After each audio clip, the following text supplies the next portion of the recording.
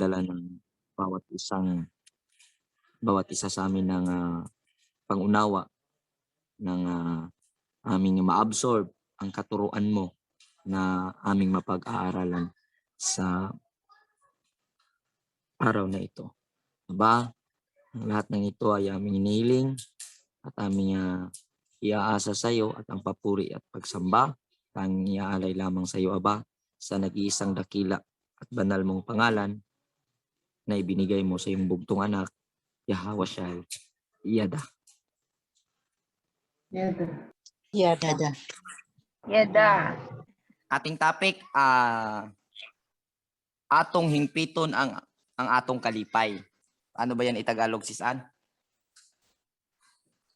Ayan na naman si Tagalog. Diyan ako nahihirapan eh. Ako kasi pag gumagawa ng topic, Bisaya eh. Tapos nahirapan ako pag Tagalog. Atong hingpiton ang atong kalipay. Ano ba yung hingpiton? Hindi ko rin alam yung hingpiton eh. Ating sa matiunayon o sa matiunayon labaw pag Bisaya. Recording in progress.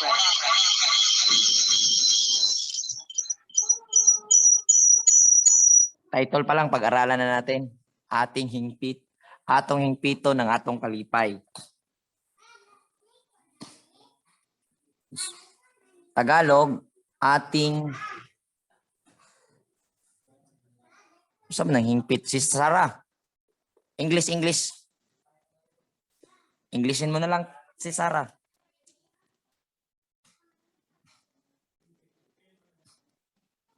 Hingpit. Brad, hindi ako nakaano kasi dito tong isa. Atong hingpito na tong kalipay, unsa may English na si Sar?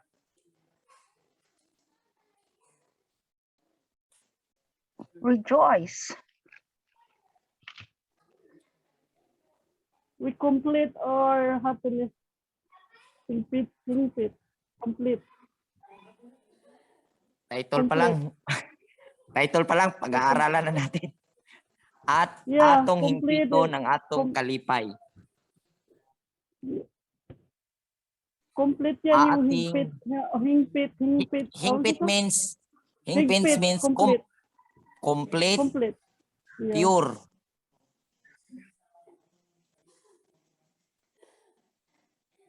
Sagot ako ng sagot.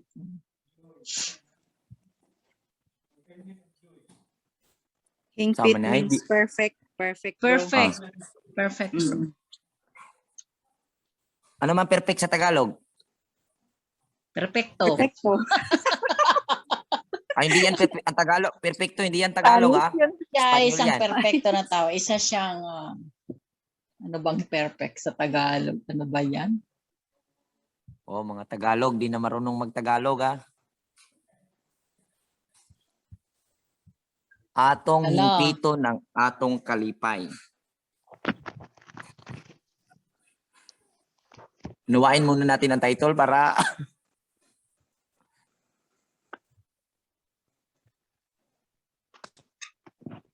Walang dungis. Pag perfecto, walang dungis. Atong hingpito ng atong kalipay. Tagalog, ating dalisayin. Ano na? Hingpit, purity. Ating dalisayin ang ating kagalakan. Sakto ba na? Or ikumpleto, pwede rin. Ating kompletohin ang ating kagalakan. Kasiyahan. Oo, yan. Okay, nandiyan na. Ating kompletohin ang ating kagalakan o ating sa kuan pas Bisaya pa ating isure.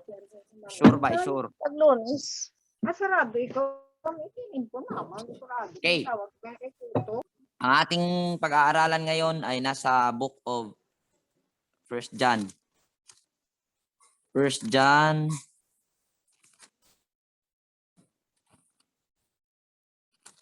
Ano ba to?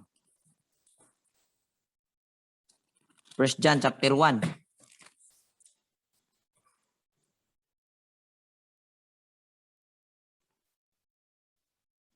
Okay.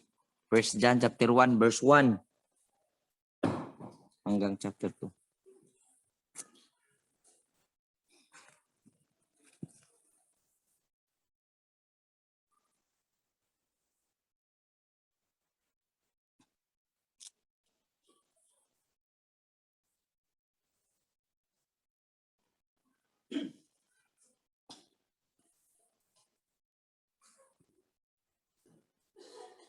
Yaong buhat pasimula, yaong aning narinig, yaong nakita ng aming mga mata, yaong aming namasdan, at nahipo ng aming mga kamay tungkol sa salita ng buhay, at ang buhay na nahayag at ang aming nakita at aming pinatutuhanan. Sa inyo'y aming ibinabalita ang buhay na walang hanggan, na kasama ng Ama at sa ating ay nahayag. Okay, Bisaya. Nagsulat kami mahitungod sa mga pulong nga naghatag sa kinabuhi. Ang mga pulong diha ng daan sa pagbuhat sa kalibutan. Nadungog namo kini ug nakikap gayod. Gipadayag na kini busa nagmatuod kami niini ug gisangyaw namo kaninyo ang kinabuhing walay katapusan diha uban sa Amahan ug gipadayag kanato. Gisugilon usab namo kaninyo ang among mga nakita ug nadungog. Aron uban kanamo may usa kita diha sa Misaya, gisulat namo kini aron mahingpit gayod ang atong kalipay. Mga kaigsunan, ang purpose na isinulat ng mga apostol at kanilang itinuturo ang pananampalataya upang makumpleto ang kanilang kagalakan. So, ngayon,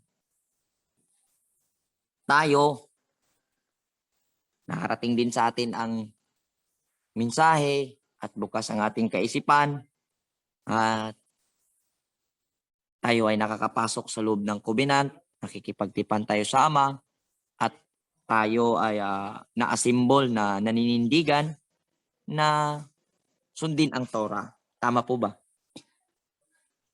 Tama po, Yada. So, kung yan ay tayo ay nagkakaisa na sundin, ipamuhay, at ituro sa ating mga anak ang Torah ng Ama na siyang isinusulat din ng mga apostol at inihayag nila na ang Torah ay nandyan na, hindi pa ginawa ang mundo dahil siya yung unang salita, siya yung let there be light na word at tumutukoy sa Misaya. Andyan na tayo. Ang sa atin ngayon is ating kumpletuhin ang ating kagalakan, ang ating kaligayahan, katulad ng ginagawa ng mga apostol na sila pala ay naninindigan, na namamahagi at na sabihin na nating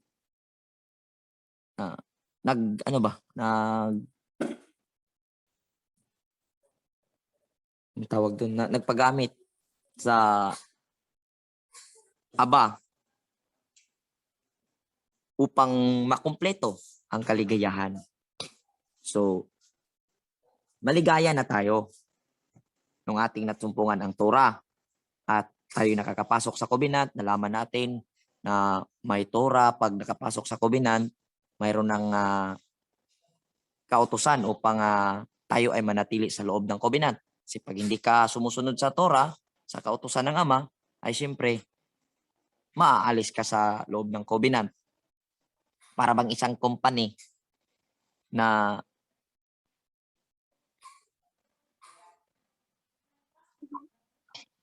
sabang hindi ka pa nakapasok sa loob ng hindi ka pa hired, company, hindi ka pa hired sa loob, hindi ka saklaw sa kanilang batas doon sa loob. Hindi ka pa man hired. So, nung nag-apply ka at nakapasok ka sa loob, nagiging employee ka sa company na yon. At covered ka na sa batas sa loob ng company. At obligasyon mo na sundin ang batas sa loob ng company bilang part ng company.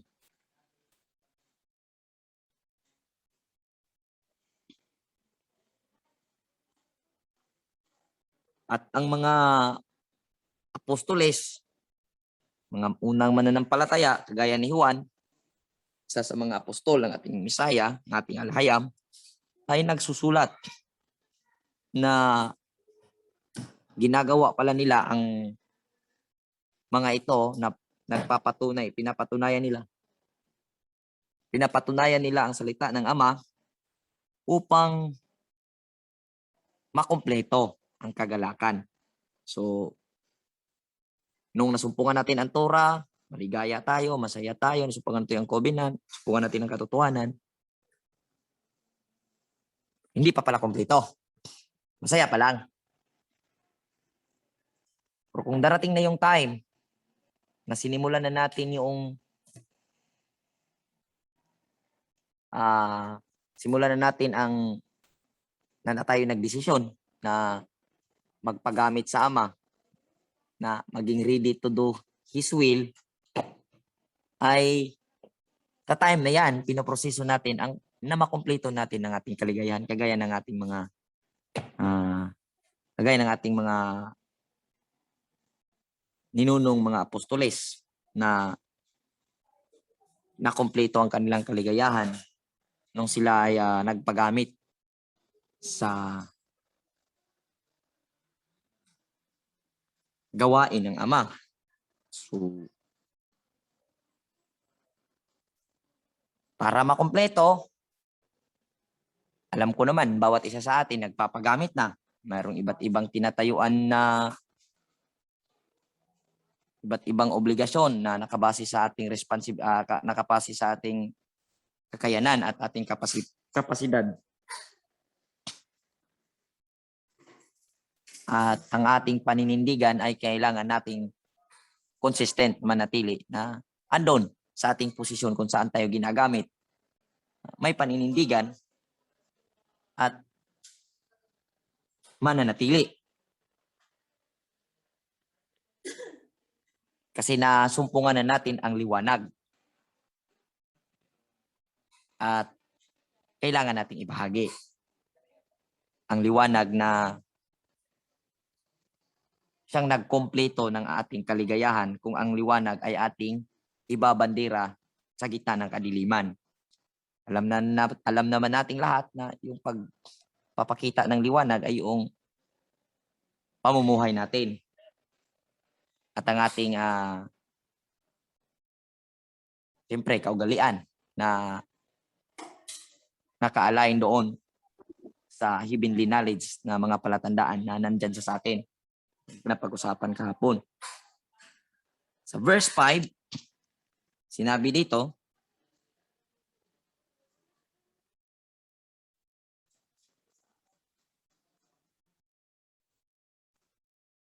okay, ito pala ang Tagalog ng ating kumpletuhin ng ating kagalakan. Ito pala, ang mga bagay na ito ay aming isinusulat upang ang ating kagalakan ay malubos. Malubos pala.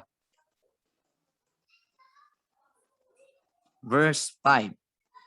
At ito ang pasabing aming narinig, at siya at sa inyo'y aming ibinabalita na ang alahayam ay ilaw, sa kanya'y walang anumang kadiliman. So, kung nandito tayo sa alahayam, dito tayo sa Elohim, nasa atin ang liwanag at walang kadiliman. At consistent yung pagsunod natin sa Torah ng Ama para mapanatili at mapaniguro natin na tayo ay ilaw ng Ama.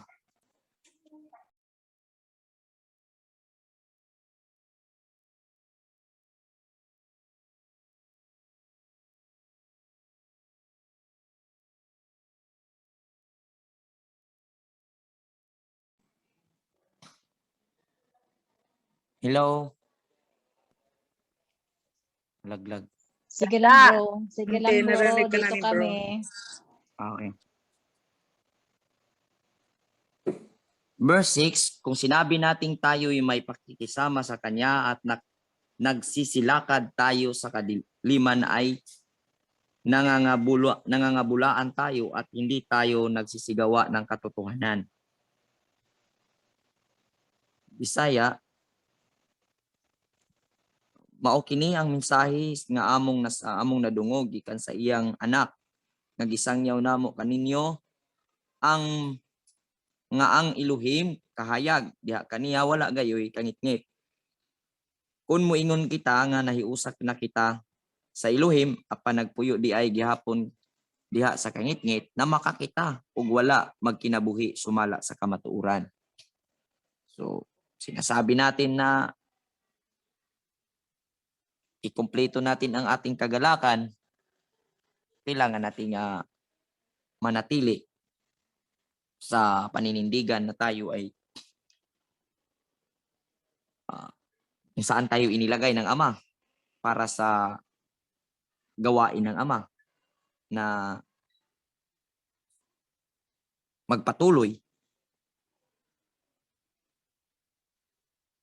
at base sa kaugalian na sinasabi, pag sinabi natin na tayo ay Torah observant na, ibig sabihin, inangkin natin sa ating mga sarili na kaisa na tayo sa Ama. Ngunit kung andun pa sa atin yung mga kaugalian na mumula sa kaaway, ay namakak tayo sa ating sarili. Sabihin na natin, ano ba yan sa Tagalog?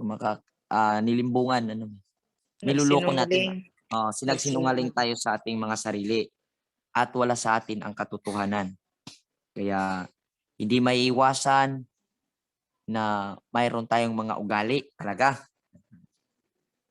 Totoo yan at mayroong tayong ibawat isang gusto, may hindi gusto at minsan hindi napapansin ng karamihan, hindi nakapokus ang iba sa ganitong mga usapin, sa ganitong mga aral.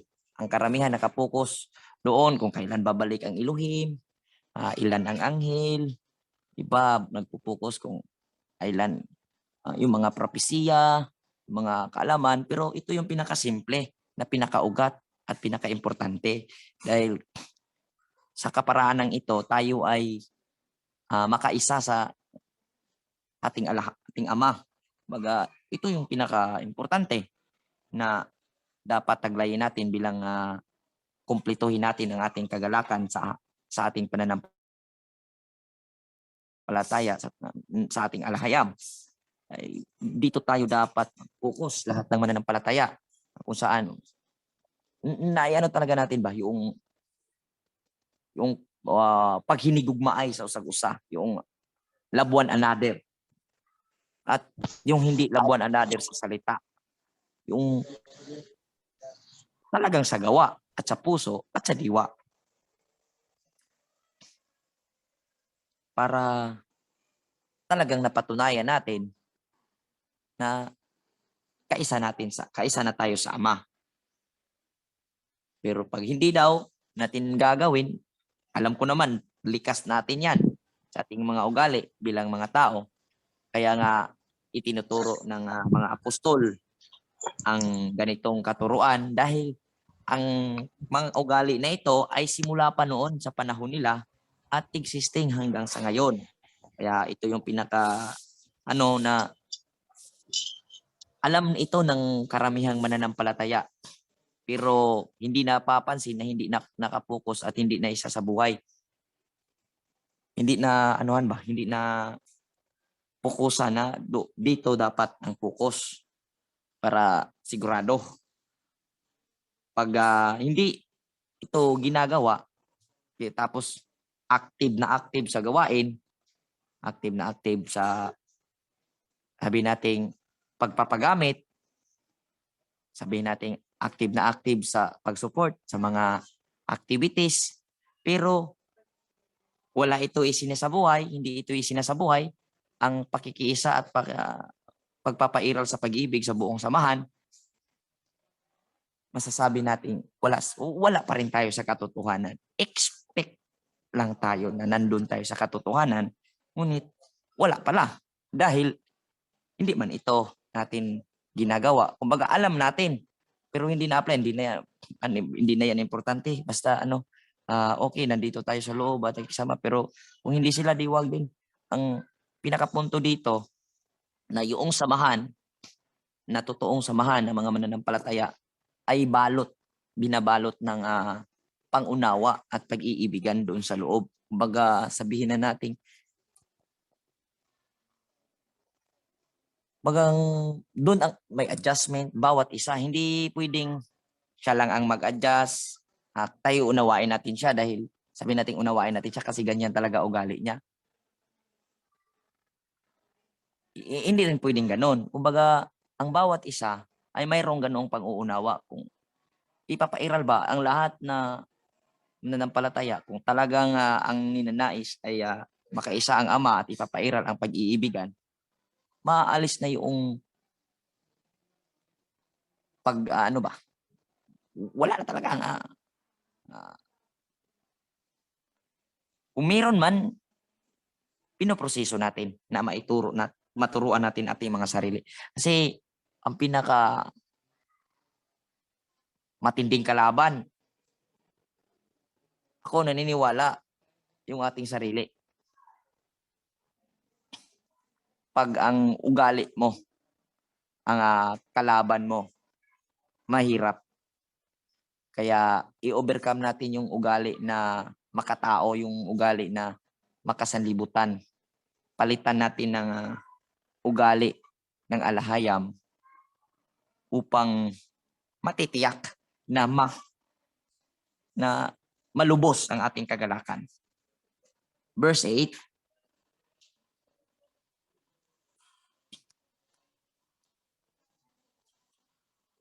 Kung sinasabi nating tayo'y walang kasalanan at ay ating dinadaya ang ating sarili, ang katotohanan ay wala sa atin.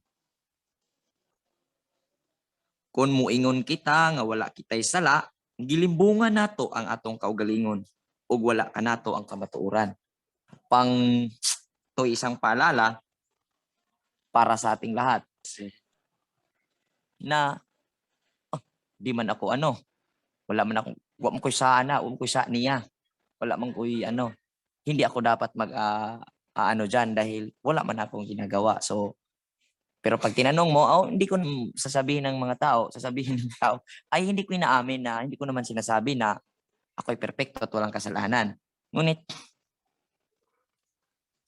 minsan kasi mga sinasabing ganyan, pinauna para idepinsa na yung sarili. Pero ang totoo, parang sinasabi niya, wala talaga siyang kasalanan. Ganun yun ugali. So, ang inaano dito na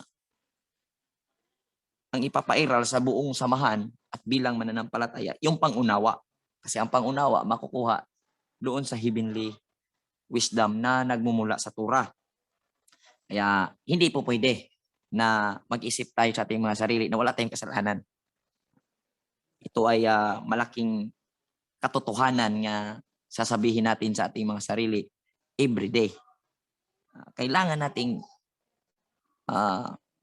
mag-submit palagi sa Ama, bawat isa, para walang pabibi, walang dapat sabihin nating ating unawain natin, walang ganon. Kung mayroong magsasabi na unawain natin, dapat ang bawat isa ay mayroong ganong kaugalian para maiwasan yung gulo, maiwasan yung hindi pagkakaunawaan. Kasi pag mayroong konti na ganyan, tapos kinikim-kim, nilagay dito lang sa sarili, soon very soon, yun na yung connect point ni Diablo dyan sa loob mo. At para yung magnet, pag may mga pagkakamali yung kapwa mo, tapos kunti-kunti pagkakamali, hindi man napapansin ng kapwa mo, parang namamagnet yun, naiipon dyan sa loob mo. Pag naiipon yan dyan sa loob mo, syempre, ipon ng ipon kasi parang magnet yun. Kasi ang pakiusap nga ng Diablo, 24/7, ibigin mo ako ng konti. Ako na bahala. So, pag nagkaroon siya ng kunting parte upang siya ay makapag-konekta dun sa loob mo, sa puso natin, yun ang magiging magnet na makikita mo ang kamalian ng iba at hindi mo na namamalayan na nawawala na unti-unti at hindi na natin mamamalayan na mawawala unti-unti sa atin ang pangunawa at darating yung time na naisahan na pala tayo ng Diablo at na masasabi natin na ako kahit ganyan ako wala naman akong ano, gano'n na. Ganun ang mangyayari. Yun ang iwasan dito sa ating mga sarili. Hindi po ito specific sa kung sino, kundi para sa lahat na tao. Kahit ako kasi inamin ko sa sarili ko, mayroon akong gusto, mayroong hindi gusto. Pero yun pala ay hindi dapat. Dapat kailangan na ipapairal yung pang-uunawa at ang tura palagi ang sa totoo lang napakahirap ng sitwasyon ko na talaga mahirap pero alam ko na yun ang dapat gawin pero mahirap pala alam ko yun ang dapat pero mahirap gawin ganun po pero kailangan. So actually hindi naman mahirap gawin dahil lang sa nakaimbak nating mga ugali at ating mga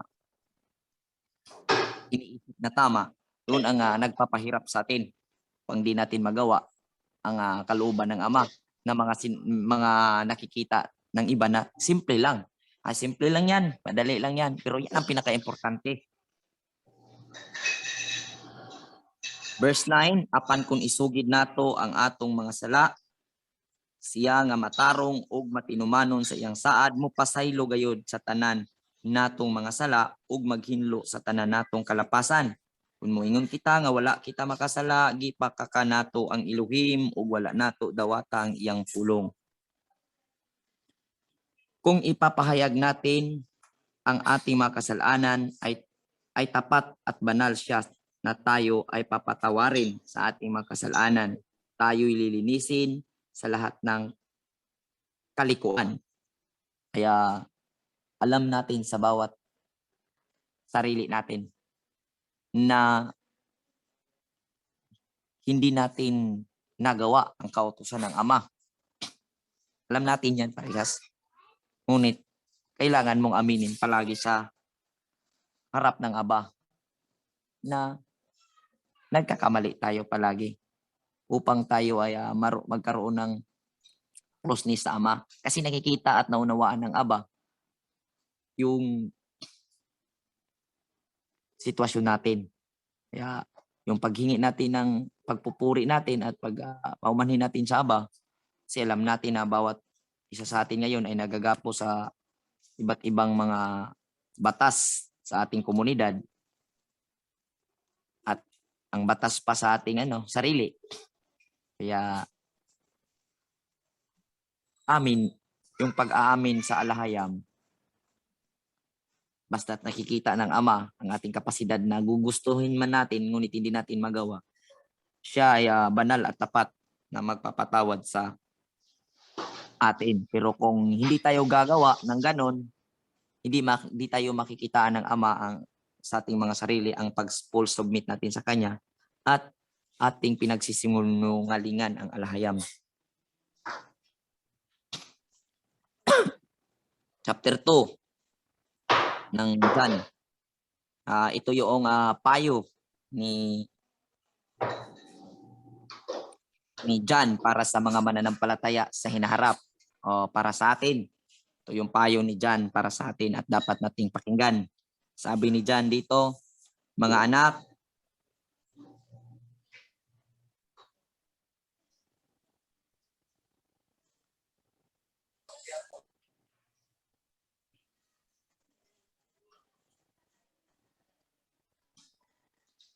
mumunti kong mga anak, ang mga bagay na ito ay isinusulat ko sa inyo upang kayo huwag magkasala.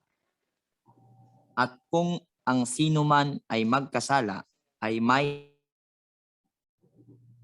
tagapamagitan tayo sa Ama, si Misaya Yahawashai ang matuwid. Mga anak, gisulatan ko kamo niini aron dili na kamo magpakasala. Apan kung may makasala, may manlalaban kita nga si Misaya ang matarong siya maumoy na mga tubang sa amahan.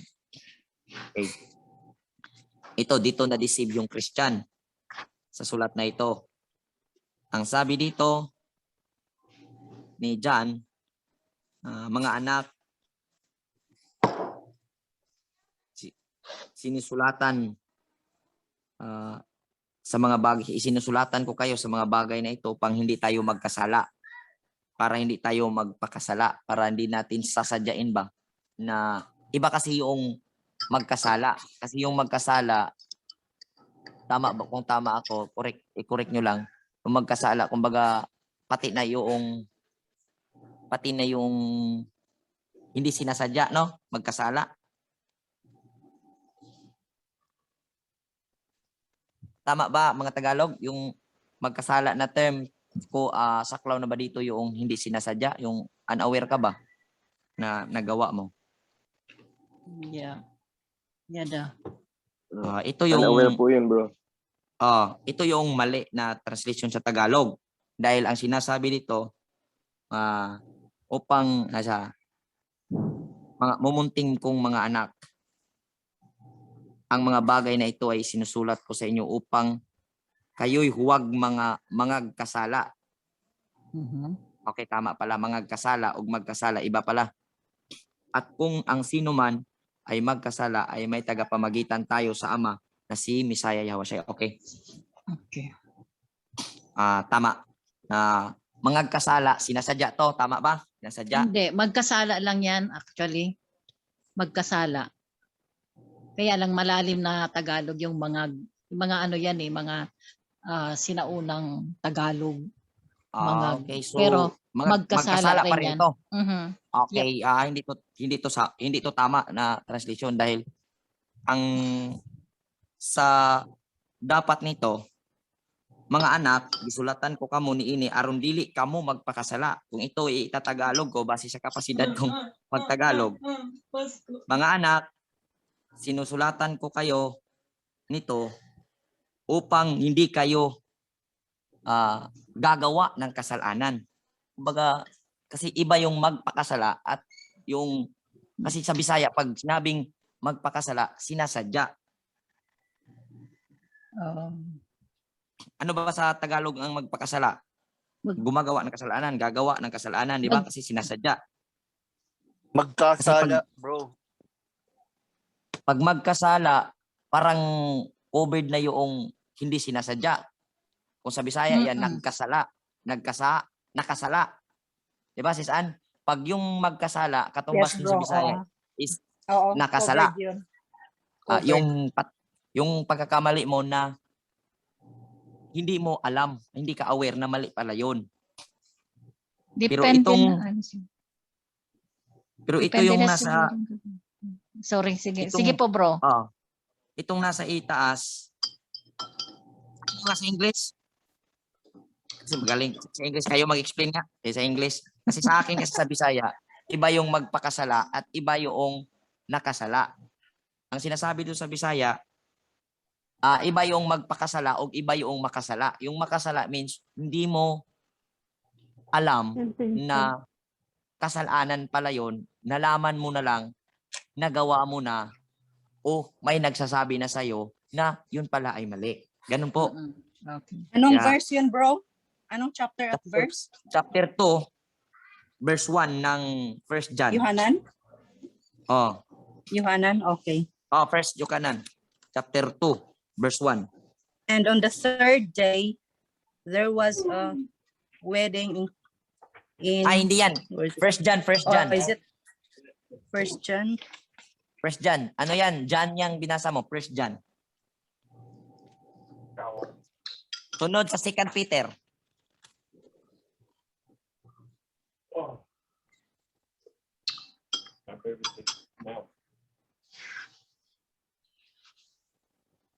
Tama yun bro, magkaiba nga po yung magkasala sa magpakasala.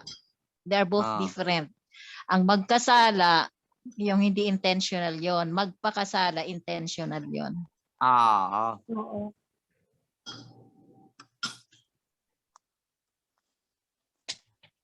sabi. My little children, these things write I unto you, that ye sin not. And if any man sin, we have an advocate with the Father, Messiah Yahushua, righteous. Di ko maunawaan ito. Dito sa akin, bro. Yeah. My dear children, I write this to you so that you will not sin. But if anybody does sin, we have one who speaks to the Father in our defense. Messiah Yahushua, the righteous one. Okay. Ang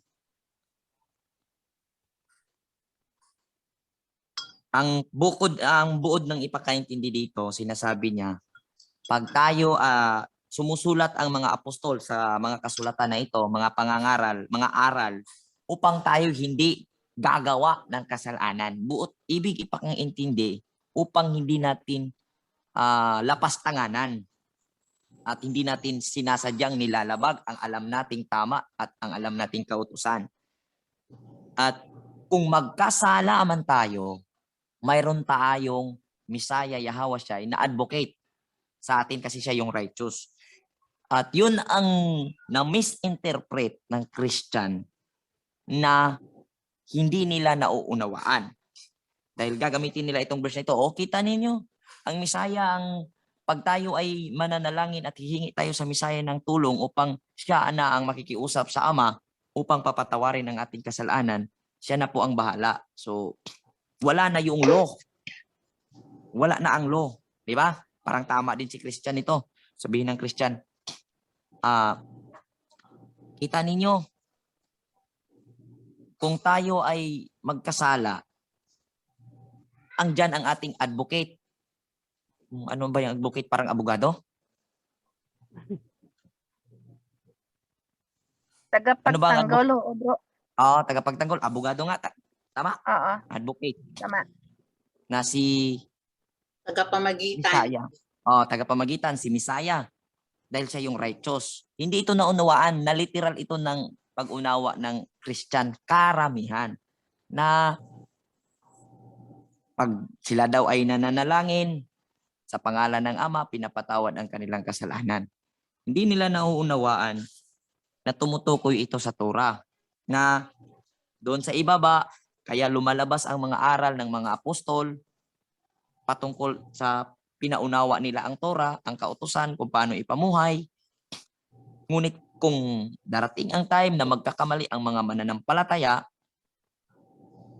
pag ikaw ay namumuhay sa Torah, darating ang time na malaman mong nagkamali ka kasi nagkasala ka or nakagawa ka nagkasala ka nga, hindi ka aware. Ngunit ibig sabihin, nagawa mo na, saka mo na lalaman. So, mapapatawad ka ng Ama dahil sa Torah, nalalaman mo at yun ang mag-advocate sa'yo.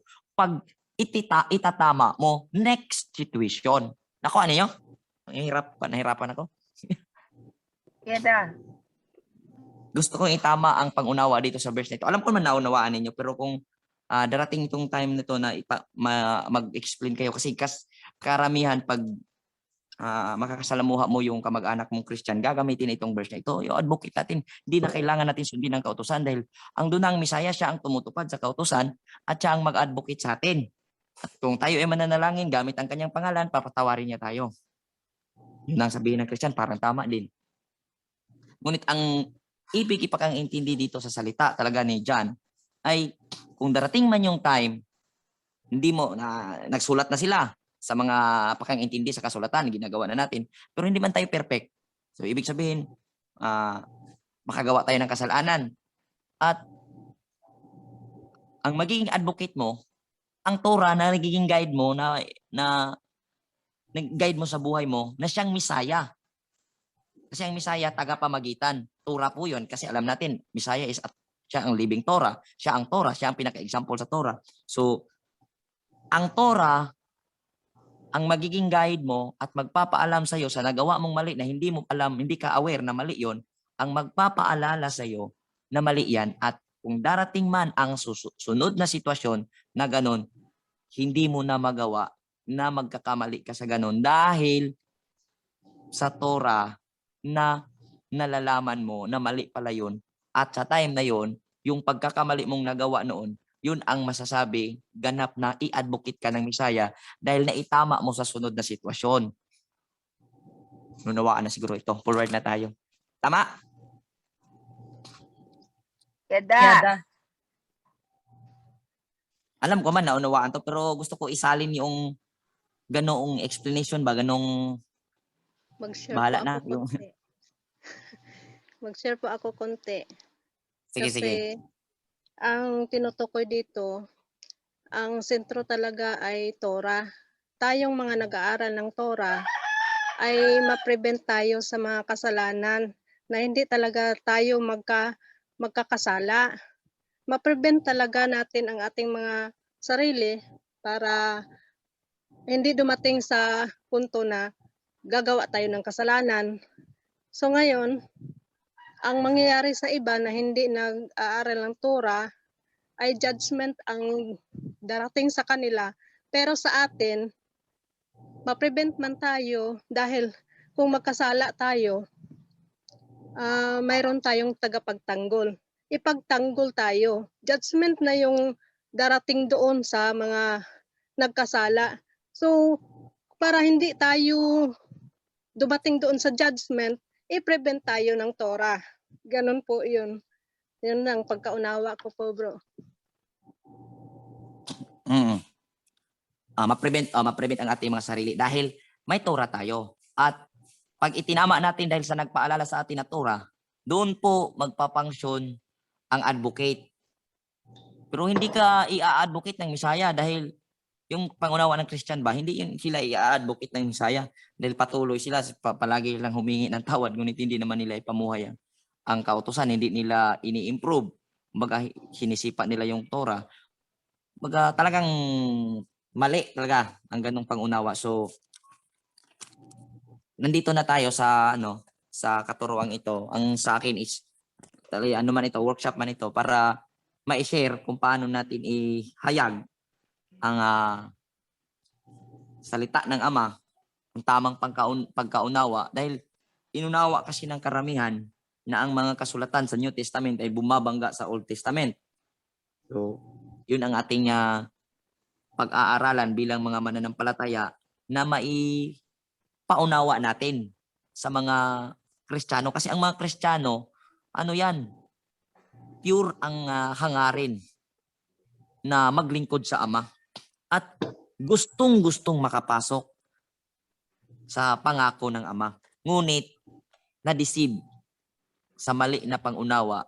Kaya, nasa lugar sila ngayon o sa daan ng kapahamakan dahil na-deceive po sila sa katuruan.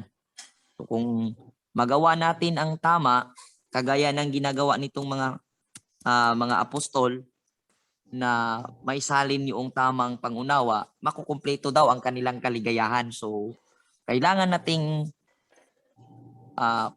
praktisin o aralin ang New Testament, bawat salita dito na mai-align sa Torah, nang sa ganun may nagtatanong sa atin, ating maipaliwanag, ang lahat ng verses dito ay tumutukoy na sundin ang Torah.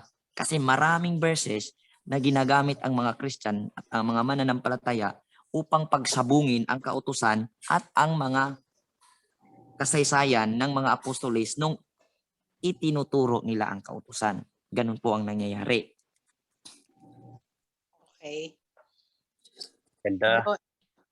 Bro, ano po, ibig pong sabihin nun, makikitagapamagitan lang sa atin ang Yahweh Shai kung sa pagsunod natin ng Torah, hindi natin sinadyang tayo makalabag or Yes po. hindi. Yun po yun. No? Opo. Kaya sabi ko, may 3 level ng pagkakasala. Una, kung sa Bisaya, nagkasala. Pangatlo, gumagawa ng kasalanan, pangalawa po gumagawa ng kasalanan, pangatlo makasalanan. Diyan sa una dapat diyan sa una bilang mga mananampalataya at Torah observant, diyan lang tayo sa first stage sa nagkasala. Kasi sa nagkasala, ibig sabihin hindi mo sinasadya. Kumbaga, hindi mo alam, kaya mo nagawa. Nalaman mo na lang na kasalanan yun, later on na lang, nung nalaman mo, nung na-analyze mo, may nagsabi sa'yo or na ano mo ang Torah, na-repress sa'yo, na mali pala ako. Tsaka doon nakakommit ka na nagkasala ka. Hindi mo sinasadya. Dapat doon lang tayo. Pero pag doon sa sinasabing gumagawa ng kasalanan, ibig sabihin, nagkasala ka na niya noon. Example niyan, yung ang example ko, pagluluto ng pansit, yung sa pansit, may nag-invite sa'yo na ulitin ko to, bahala na. Luto ng pansit, in-invite ka ng kaibigan mo. Di mo namamalayan dahil na-excite ka ba na nag-meet kayo sa friend mo. Tapos kumakain ka ng pansit na di mo namalayan, baboy pala ang naging sahog. Tsaka mo na lang nalaman matapos kang kumain o sa tuwing kumakain ka na. So ang nangyayari, nagkasala ka. Pag susunod na sitwasyon, alam mo na nagkasala ka sa ganung bagay, sa ganung sitwasyon, ngunit kumakain ka pa rin, ang tawag nun, gumagawa ka na ng kasalanan. Ganun po yun. At bilang Torah observant at mabuting mananampalataya at umiibig sa Ama, kung nakita mo nang nagkakamali ka sa unang pagkakataon, huwag mong hayaan hanggat nandun ka sa tamang pag-iisip, huwag mong hayaan na mangyayari uli yung nagkasala ka. Kasi ang tawag noon pag naulit, hindi na yun nagkasala. Ikaw ay gumagawa na ng kasalanan. At pag inulit mo pa yon, makasalanan ka na dahil 3 bisis mo nang inuulit at aware ka na at ang ibig sabihin nun, nasasarapan ka na sa paggawa ng kasalanan. At bilang Torah observant, hindi po ibig sabihin na hindi ka na magkakasala.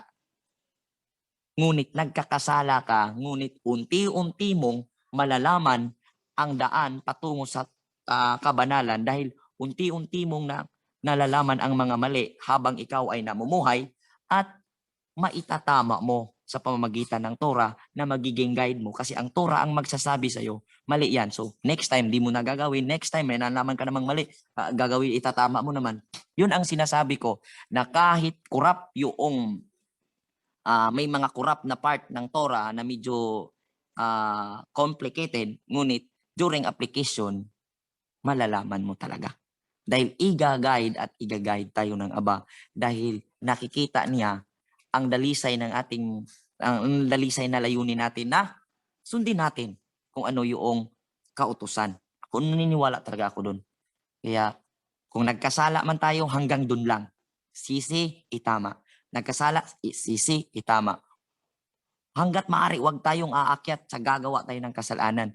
Kasi pag nangyari yan, mahirap po kamtan ang dalisay na pagsisisi. Yun po ang ano. At wala na pong sacrifice para sa mga kasalanang sinasadya. Linaw bro galing mo mag-Tagalog bro Tsamba yun. Sige bro. Nakamaon ako mag-Tagalog bro. Magaling na bro. Pwede na mag-Tagalog. Verse 3, sabi pa dito sa verse 3. Kung tumano nato ang mga sugo sa Elohim, mapaniguro nato nga nakaila kita kaniya. Ayan. Nililinaw itong verse na ito talagang bawat halos pagtuturo ko nandito talaga ito, bigkas ko talaga ito, halos lahat ng ano na kung ating sinusunod ang kautusan ng Ama, ating mapapaniguro na kilala natin siya. So, ang punto dito sa ibig ipang intindi ni John sa atin sa kanyang sinusulatan, sa klaw po nito ang lahat ng bumabasa, hindi lang tayo, ay mapapaniguro natin na kilala natin ang Aba kung tayo'y sumusunod sa kautusan. So, hindi pala guarantee na alam mo ang pangalan. Ang guarantee pala ay alam mo at ipinamuhay mo ang kautusan. Diba? Yada. Basahin nyo sa ano? Sa English. Or ano? Verse 3.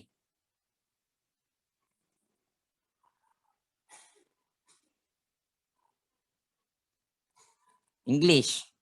Wala. Ikaw na lang.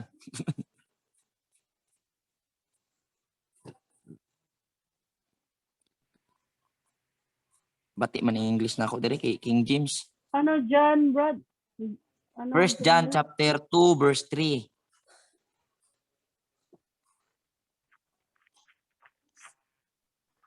The way can be sure.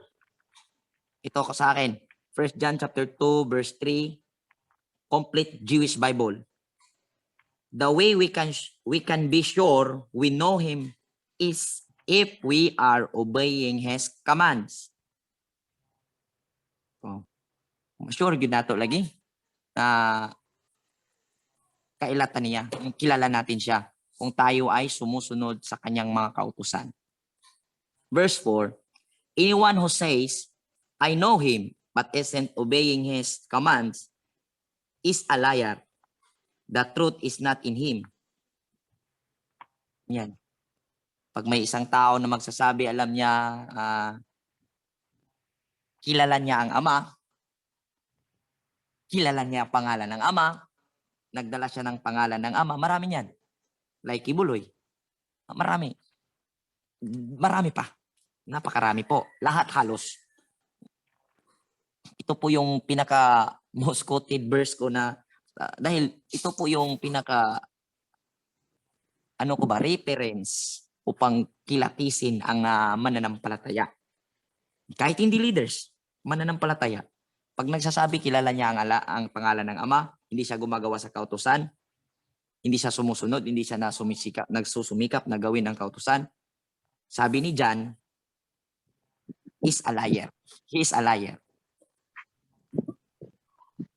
Tapos sinundan pa niya at wala sa kanya ang truth, wala sa kanya ang katotohanan. Kaya mahirap. Kasi ang sabi halos karamihan ng mga tao na may mga pananampalataya, lalo na Protestant, at lahat halos sabi nila, maliban sa Catholicism, hindi mo maririnig sa Catholicism na magsasabi na sa amin ang katotohanan. Karamihan na magsasabi, halos lahat ng Protestant, magsasabi talaga yan, nasa katotohanan na tayo, nasa tamang daan na tayo, nasa truth na tayo. Pero hindi sumusunod sa kautusan, liar yan. Verse 5, but if someone keeps doing what he says, then truly love or alahayam has been brought to its goal in him. This is how we are sure that we are united with him. Sao na lang ni. Apan ang nagtuman sa iyang sugo, nahimpit diha kaniya ang gugma sa Elohim. Mahibaluan nato nga nagkinabuhi kita, sumala sa kabubuton sa Elohim, pinaagi ni ini. Ang nag-ingon nga siya anaa sa Elohim, kinahanglan magkinabuhi sama kang Misaya.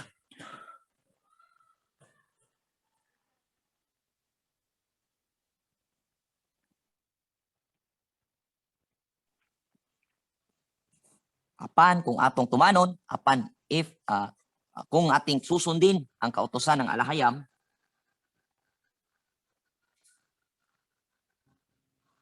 siguro mapaniguro natin na lubos ang ating pag-isa dyan sa Ama at alam natin ang Ama ang source ng kaligayahan, kaya ating malubos ang ating kagalakan sa alahayam. Pag tayo ay sumusunod sa Torah at maitama ang mga salita dito sa New Testament na sinasabi nila upang ating kahit sa ganitong paraan, hindi masasabing kahit, malaki talaga ito, ganitong paraan natin i-restore ang mindset ng tao sa ngayon. Dahil ang karamihan ngayon, mga kapatid, ang ugali kasi, kung mapapansin ninyo, hindi pa nakakabasa ang bata, ang tao ng Biblia. Mayroon na siyang form of understanding dyan sa isip niya. Kaya pag nagbasa siya ng Biblia, hindi umaandar ang utak niya upang unawain ang Biblia. Ang nangyayari, inunawa niya base sa kanyang narinig na pangunawa. Tama po ba? Tama. Tama po.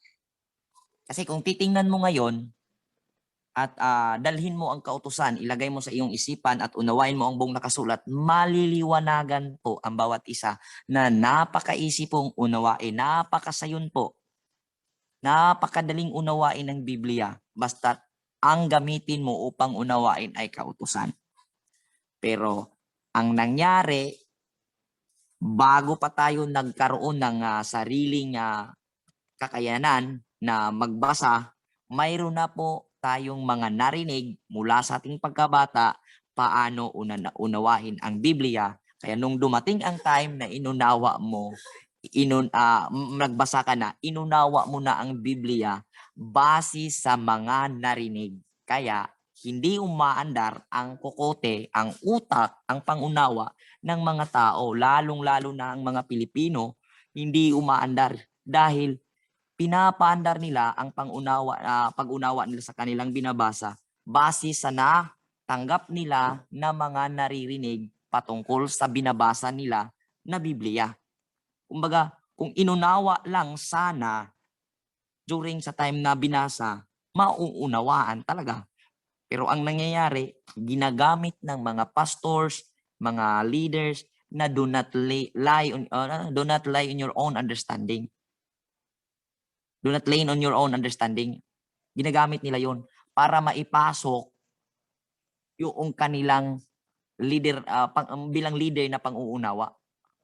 Ngunit napakadali pong unawain ang Biblia gamit ang kautusan. Unawain mo gamit ang kautusan dahil ang buong mensahe ng Biblia ay sundin mo ang kautusan. Kaya ang bawat isa sa atin, kailangan nating basahin ang New Testament at ating unawain gamit ang kautusan nang sa ganon i-practice mo yung sarili, i-practice natin yung sarili natin na bawat nakasulat unawain natin sa pamamagitan ng kautusan. Nang sa ganon, pag nagkakasalamuhan natin yung mga kamag-anak natin Christian, hindi pakikipagdebate, kundi ibigay mo ang tamang kahulugan dahil yan ang ginagawa ng Misaya at ang sinabi ng Misaya, tayo ay kanyang followers. Kaya ibibigay natin ang tamang kahulugan ng kasulatan na ginagawa ngayon ng mga grupo, sikta na magulo, ginulo.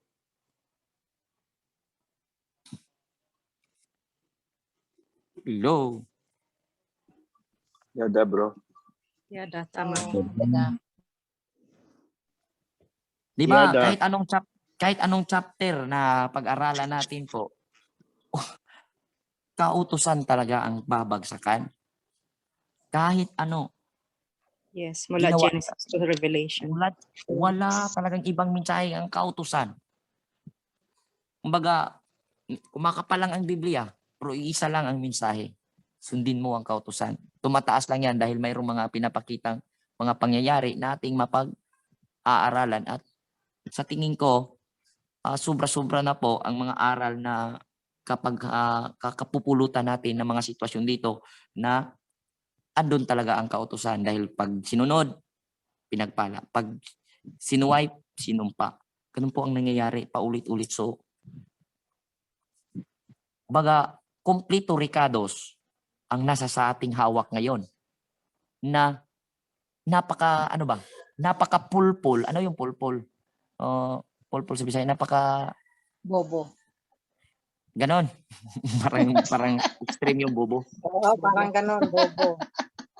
Tanga. Ano po? Napakatanga natin na tayo Mahina. babagsak pa.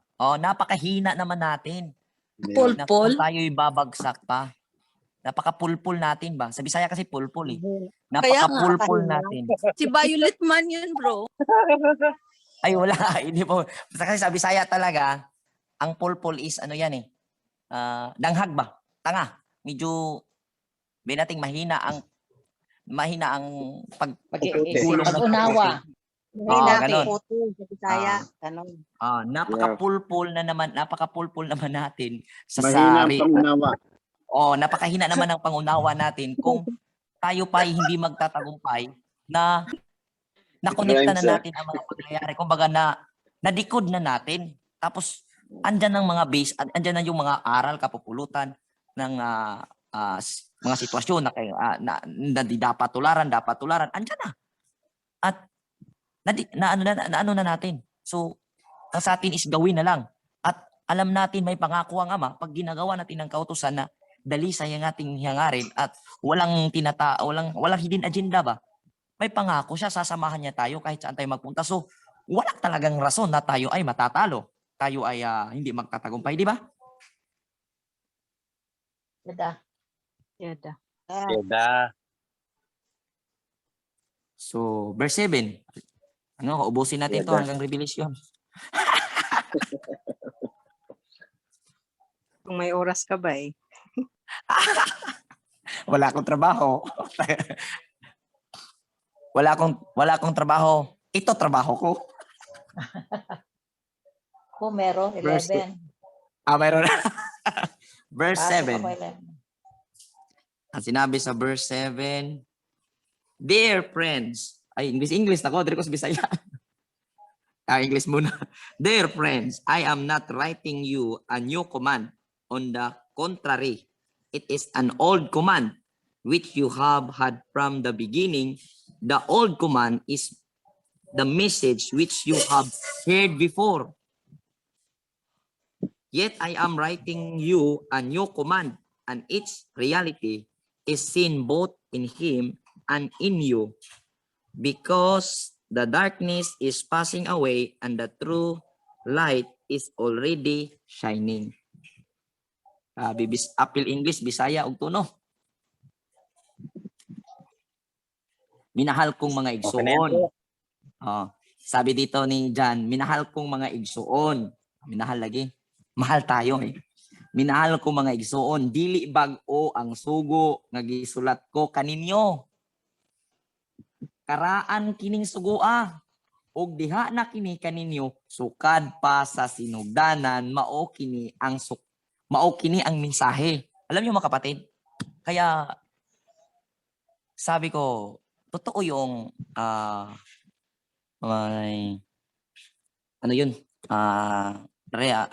Jeremiah 31:31 hanggang 33.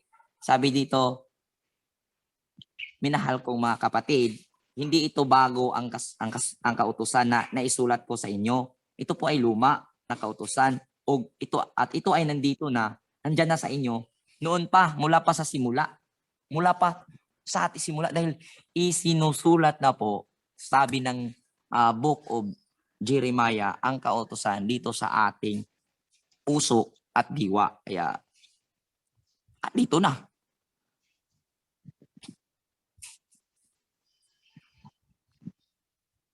Andito na yung message.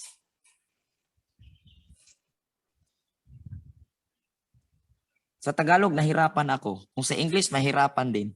Kung sa Bisaya, okay ako, pero kayo ang mahihirapan. Yada.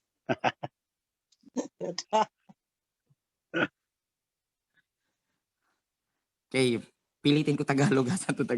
Ano ako sa Tagalog din, pagka sa Tagalog, may mga ako nakikita na parang hindi katumbas ba sa salita na alam ko dito sa puso ko pag sa Bisaya. Ewan ko lang, baka sa puso ko lang, baka sa akin lang ba, na hindi eksakto, hindi compatible yung words ba, hindi ganun kabigat ang katumbas, hindi magkatumbas ang minsan ang para sa akin lang ang Tagalog kasi hindi niya ako Tagalog.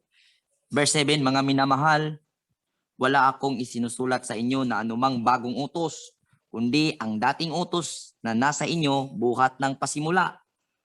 ang dating utos ay ang salita na inyong narinig. Muli isang bagong utos ang isinusulat ko sa inyo, bagay na tunay sa kanya at sa inyo, sapagkat ang kadiliman ay lumilipas at ang tunay na ilaw ay lumiliwanag na. Yada. Lumilipas ang liwanag, ang kadiliman, which is ito pong connected sa Genesis na sinasabing nung nilikha niya sa simula, ang mundo ay formless at kadiliman. Pero nung nilikha niya ang light, nung sinabi niya let there be light, ayun na ang salita. At yun na ang utos. Nandun na ang utos kasi andun na ang blueprint, andun na ang plano ng Ama patungkol sa Misaya. Kasi ang Misaya ang gumagawa o sabihin natin tagadala or nagpapakita sa kaanyuhan ng mismong alahayam. Kaya Ito po ang ilaw. sabi ng iba, wala na daw yung dati, pero nililinaw ni John na wala siyang sinusulat na bago, kundi dati pa. Sulat siya bago dahil ginawang na-corrupt, kaya tinatawag na bago. Kaya may mga sulat din si John doon sa Book of John sa Gospel na sabi niya may bagong kautusan. Ang sinabing bagong kautusan pag hinigugmaay, yung pagmagmahalan. Yung pagmahalan ay yun po ang pinakaluma. Kaya sinabi niyang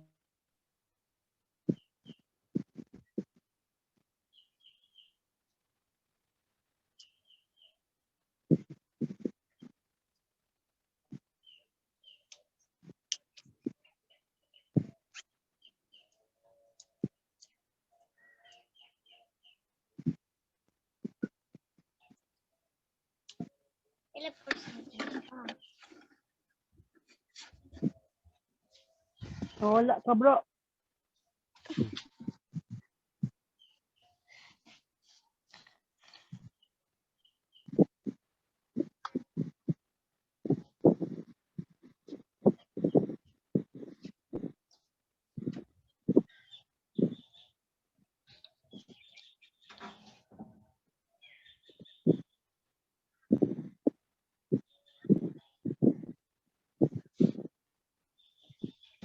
Nalaglag si Bro Rowie.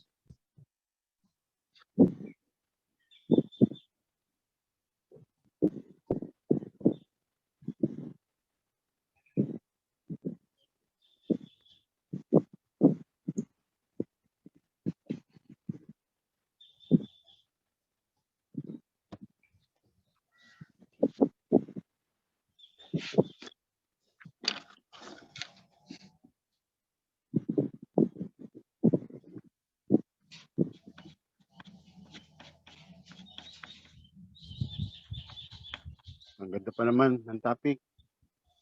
Ang ganda ng topic. Wala.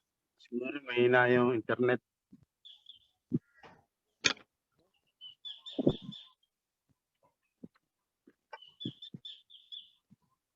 Ang ganda sana ng topic. Alaglag. Wait lang natin saglit. Babalik yun.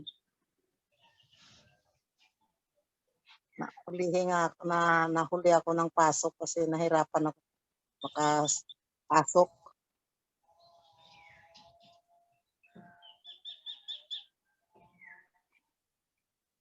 Ito po bang 1 John chapter 2? Ito yung pinag-aaralan natin sa buo. Yata, bro. Oo, bro, nakatutok tayo dyan. Ganda eh. Okay, habang iniintay po natin, basahin po natin itong 1 John chapter 2. Nasa 8 na po si Prisha Rowie. Basahin po natin yung 9 hanggang sa sumusunod habang tayo naghihintay. Okay lang po ba sa inyo? Sige bro. Okay. Sa 9 po, para tayo ay may marinig, habang inintay natin si Priest Rowe. Ito po ang sinasabi sa ang nagsasabing siya ay nasa liwanag at napupuot sa kanyang kapatid ay nasa kadiliman pa hanggang ngayon. Ang umiibig sa kanyang kapatid ay nananahan sa liwanag at sa kanya'y walang anumang kadilimang ikatitisod. Ngunit, sa 11, ngunit ang napupuot sa kanyang kapatid ay nasa kadiliman at lumalakad sa kadiliman at hindi niya nalalaman kung saan siya paroroon sapagkat ang kanyang mata ay binulag ng kadiliman. Kayo'y sinusulatan ko, mumuntikong mga anak, sapagkat ipinatawad sa inyo ang inyong mga kasalanan dahil sa kanyang pangalan. Kayo'y sinusulatan ko, mga ama, sapagkat inyong nakikilala yung buhat pa ng pasimula.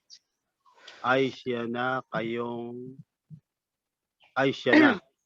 Kayo'y sinusulatan ko, mga binata, sapagkat inyong dinaig ang masama. Kayo'y aking sinusulatan, mumunting mga anak, sapagkat inyong nakikilala ang Ama. First John. Nandiyan na po si Bro Rowie. Nandiyan na ba? Okay. Sino po magtutuloy niyan? Be blessed po, mga kapatid. Salamat, bro. Salamat, kapatid. Apo. Salamat. Salamat, bro. Yeah. Brother, Sino yun? Brother Rowie. Praise Rowie. Sino Sikap to? po, sikap. Apo. Binasa ko muna po habang nag-iintay kami. Nawala po kayo. Apo. Ituloy mo na po, praise. Susunod, bro, Kap, ano tayo? Workshop tayo ba na ikaw magtuturo? Sige po, pag minsan. Sige, i-chat lang kita. Sige po, usap po tayo. Minsan. Sige. Okay po. Dito na pa ako sa 9, verse 9. Apo. Ang nagsasabing siya ay nasa liwanag at napupuot sa kanyang kapatid ay nasa kadiliman pa hanggang ngayon. So, bawal talaga mapupuot. Pag sinasabing mayroon tayong nasa Torah na tayo, sinabing nasa tama na tayo, alam na natin yung Torah, bawal talaga ang mapuot. Problema yan sa ating sarili. Kaya, bawal talaga ang mapuot. So, kailangan nating makikipag-reconcile at kailangan nating iayos ang ating sarili, ating pananampalataya. Bawal talaga. At alam ko, yan ang pinaka-favorito ni Taning na tinatanim, ibinabato niya sa atin bilang mga magkakapatid sa pananampalataya. Sabihin man natin hindi napuot, pero mayroong sabihin natin yung tampo ba? Tampo, parang yun ang magiging magnet at lalaki yun, mapupuot na. Kaya iwasan ganun. Iwasan yung ganun kasi delikado. Yun ang magiging connecting point ni Taning dito sa ating isip, lalaki sa ating puso. At hindi na natin mamamalayan na ando na tayo sa kadiliman. Ang umibig sa kanyang kapatid ay nananahan sa liwanag. Okay. At sa kanya'y walang anumang kadahilanang ikakatisod. Anak, tiyaw mo na. Ang umiibig sa kanyang kapatid ay nananahan sa liwanag at sa kanya'y walang anumang kadahilanan. Ito din po ang dapat nating mapapansin sa mga mananampalataya tayo. Kasi minsan ginagamit yung verse na sinasabi, open rebuke is better than secret love. Tama, may mga times na ginagamit natin yon dahil tayo ay nagagalit. At ipapaano natin na, ginagawa ko yon dahil open rebuke is better than secret love. Pero yung buod, yung pinaghuhugutan ay talagang hindi pala yun ang ano mo. So, minsan sinasabi, kahit sabihin ng iba na, ugali, ito, realidad to na sa atin kasi tayo lahat, ano to lesson ito, aral ito sa lahat, sa atin. Sabihin mo, sinasabi ko talaga, sinaway ko siya kahit marami kami, kahit marami tao, kahit marami, sinasabi ko yan doon, dahil kailangan ko sabihin dahil open rebuke is better than secret love. Ingat po tayo sa paggamit ng ganon dahil baka iba ang nagtulak sa atin upang gamitin yun. Yun po. At alam ko po na alam ninyo ang ibig sabihin doon na gamitin natin ang ganon sa tamang kaparaanan. Ganda po, priest. Kasi minsan nagagamit po ang salita ng Ama para taktan ang kapwa.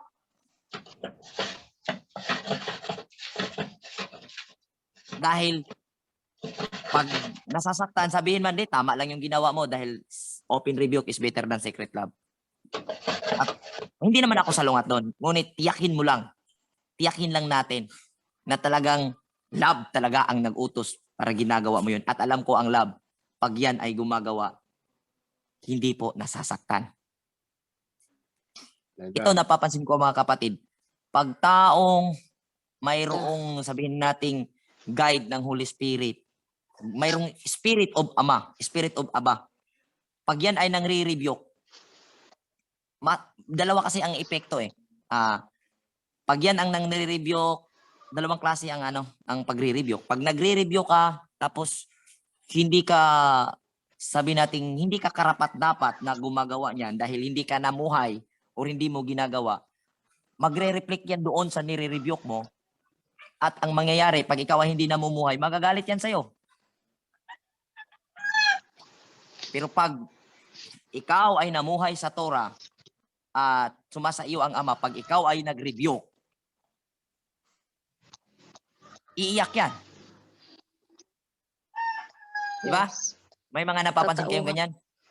Matatauhan. Pero pag ikaw nag-rebuke, dahil iniisip mong tama ka, ngunit hindi mo naman napapansin yung sarili mo na kulang ka rin. At alam natin, sa bawat isa sa atin dito, mahirap po i-claim na tayo'y tama. Dahil bawat isa sa atin may pagkakamali. Kaya, kasi naraan natin kanina, may pagkakamali ang bawat isa. Huwag tayong huwag tayong kasalanan. Dahil nagsisinungaling tayo sa ating sarili at nagsinungaling tayo sa harap ng Aba. Kaya, pag nag-rebuke, dalawa epekto. Pag namumuhay ka at sumasayo ang kautusan, sumasayo ang spirit of alahayam, iiyak yan. At aayusin niya pagkakamali niya. Pero pag hindi sumasayo ang spirit ng Ama, magagalit yan sa'yo at gagawa yan ng kaguluhan at magtatampo yan. Kaya, doon sa sinasabing open rebuke is better than secret love, careful po tayo doon.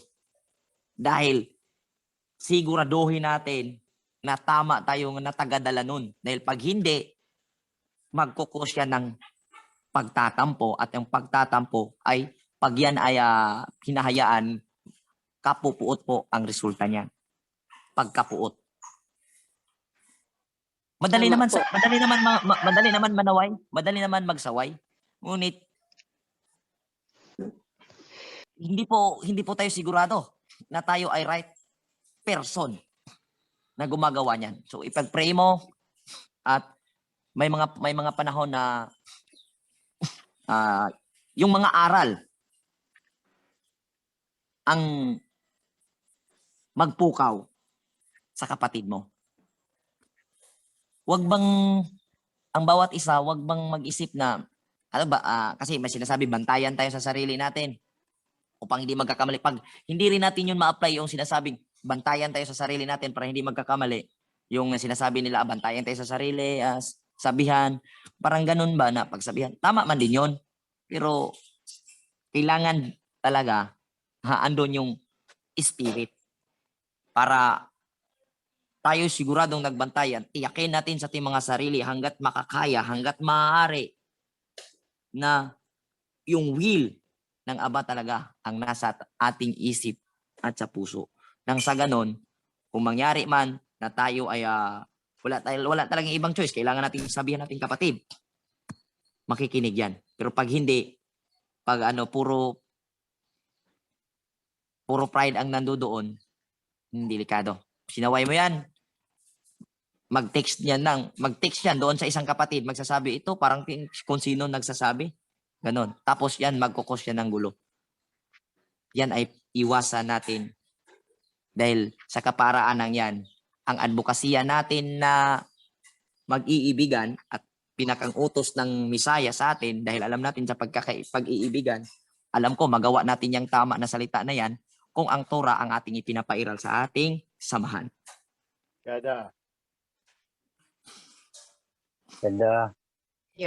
Ngunit ang napupuot sa kanyang kapatid ay nasa kadiliman at lumalakad sa kadiliman at hindi niya nalalaman kung saan siya naparuroon. Yan, sapagkat ang kaniyang mga mata ay binulag na ng kadiliman.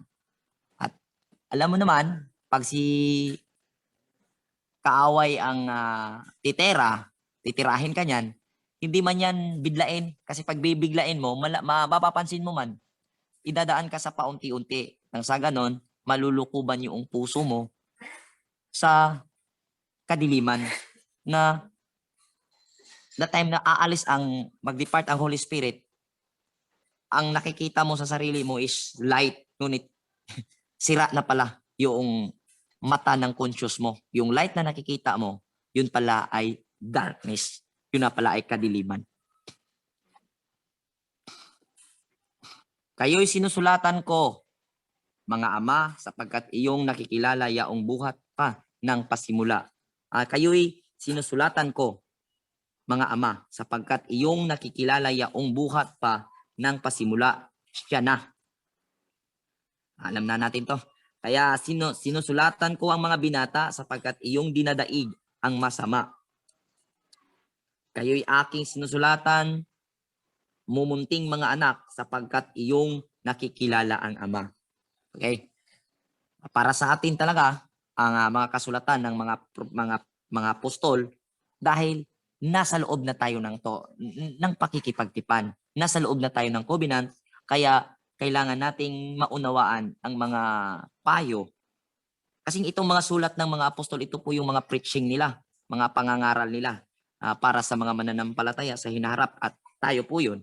At kailangan na alam naman natin na yung payo nila is naka-align sa Torah. Kaya kung makikita natin na yun, kung tingnan natin, tayo ang tamang tatangkilik sa kanilang mga aral, dahil si Apostle John at tayo ay parehas. Dahil si Apostle John, siya ay namuhay sa Torah at tayo din ay namuhay sa Torah. Kaya angkop po ang kanilang mga sulat para sa atin. Kung titingnan natin, ginagamit ito ng Christian ngunit hindi angkop sa kanila, dahil sila ay sumisipa sa kautusan, ngunit si John at ang ibang mga apostol ay hindi po sumisipa sa kautusan. Kaya hindi ito angkop, kaya mayroong umpugan sa kanilang pananampalataya at pang-uunawa. Ganda. Kayo'y aking huwag ninyong ibigin ang sanglibutan ni ang mga bagay na nasa sanlibutan. Kung sino man ay umiibig sa sanlibutan ay wala sa kanya ang pag-ibig ng Ama. Ito, huwag ibigin ang sanlibutan. Medyo very common. Very common po ang verse na ito. At bukang bibig ito ng mga mananampalataya. Hindi na tayo umiibig sa sanlibutan. Pero ang reality, alam natin yan. Andun talaga, umiibig talaga. Di ba? Tama. Yan po, Tama. reality talaga. Plastic. Bukang bibig ng kahit sinong mananampalataya, ay hindi na po tayo makamundo, hindi na tayo umiibig sa sanlibutan. Ngunit atin po itong bibigyang pansin na huwag nating lukuhin ang ating mga sarili. I-inquire natin ang ating mga puso kung talagang iniibig, sino ba talaga yung iniibig natin. Kung may kanta kami dito sa Bisaya na sinasabi, susiha ang kasing-kasing mo kung ang Torah niya ang Ama. Tingnan po natin ang ating mga puso kung ang Torah ba talaga ang nasa loob. Kasi pag nasa loob ang Torah, kung andyan man yung mga bagay na makasanglibutan, nandyan yan dahil nakuha mo yan or naibigay yan ng Ama dahil naging reward yan sa Ama sa'yo dahil ikaw ay sumusunod sa Torah. Hindi po pwede na mamuhay ka sa Torah dahil andyan sa'yo ang mga bagay na makasanglibutan. Kumbaga, ganito yon ang kasabihan nito sa Bisaya. Hindi po pwedeng tayo ay maglingkod sa Ama upang tayo ay mabuhay. Upang tayo ay mamumuhay. Ano ba? Hindi pwedeng maglingkod tayo sa Ama upang tayo ay mamumuhay. Kundi maglingkod tayo sa Ama upang tayo ay mabuhay. Dahil ang kung sa Bisaya pa, di ta mga lagad aron ang pagpangalagad dili maoy ang sa manan pagkasulti na noon. Di na to himo ng pagpangalagad nga panginabuhi, kundi magpakabuhi ta kay kita nangalagad. Ganun po 'yun.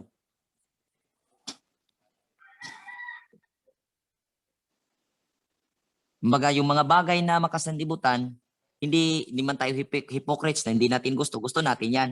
Ngunit hindi yan ang priority natin bilang mga mananampalataya. Dahil alam natin kung tayo naniniwala sa salita, all those things shall be added unto you.